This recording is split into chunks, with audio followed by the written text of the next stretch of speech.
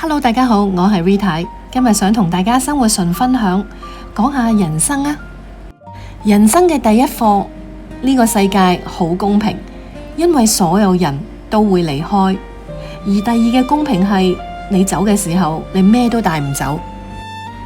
人生嘅第二課，如果你能夠安穩咁變老，已經係天大嘅福氣，因為唔係所有人都有呢個福氣。同樣都唔係所有人都有呢一個機會。人生嘅第三課，唔好讓分別先教曉你學懂珍惜，好好珍惜你而家擁有嘅嘢，好好珍惜你而家擁有嘅人。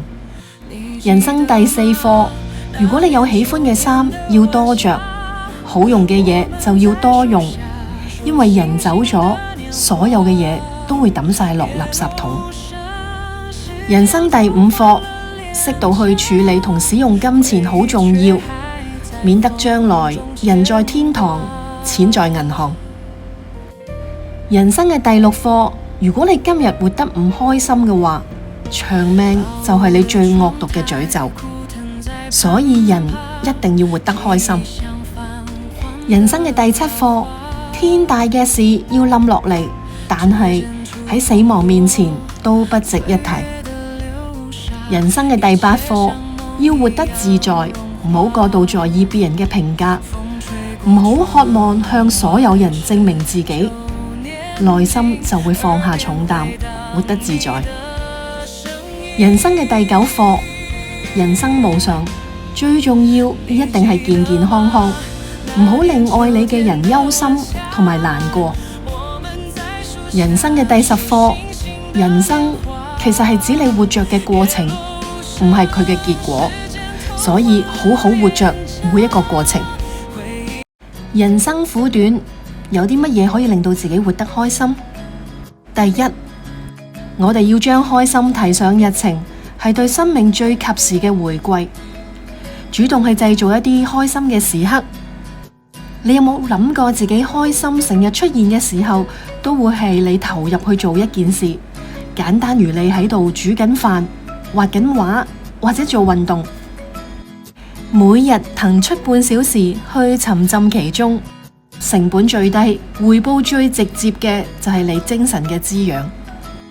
第二，建立自己嘅快樂清單，不妨寫低10件小事啦，譬如聽下啲老歌啊，飲杯可樂，又或者咧曬下太陽，搵翻啲舊相片睇下。如果你心情低落嘅時候，就好似做任務一樣去完成幾件事，呢啲微小嘅小確幸，一點一點咁樣累積，就能夠令到你嘅生活冇咁苦澀，快樂就會自然建立起嚟。第三係捨得，懂得斷捨離，唔好過於執着，因為你捉得太多就唔穩。試下放手啊，你將會獲得更多。第四，我會建議大家多啲同小朋友同埋老人家相處，因為孩子每天都係活在當下，會提醒你佢哋好純粹嘅好奇同埋快樂。而老人家經歷風霜，你同佢哋嘅相處會自自然然獲得對生命嗰種嘅豁達。第五，將運動變成止痛藥啊，哪怕係散步20分鐘，會立即改善情緒。運動時分泌出嚟嘅多巴胺，成為我哋身體快樂嘅分子，讓身體動起嚟，心情就會好啲。聖經曾經咁講，喜樂的心乃是良藥。第六，允許自己唔開心。我哋追求開心嘅同時，唔係代表你要壓抑負面嘅情緒、難過或者憤怒。適當嘅時候俾自己放個假，食餐好嘅，早啲瞓，又或者可以揾人傾訴，漸漸呢個壞情緒就會走，而呢一種放鬆嘅心情，令你更加迎來真正嘅開心。從今日起，可以試下做一啲好細小嘅事情，但係純粹係讓自己高興嘅事，慢慢你會重新培養起讓自己快樂嘅能力。記得好好享受每日嘅苦與樂，因為呢個先係你嘅人生。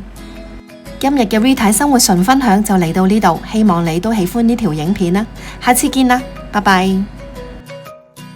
麻煩呢大家俾啲鼓勵我啊，讚好、分享、留言同埋免費訂閱，呢度係 V 太 Channel 退休阿太日誌，多謝晒，拜拜。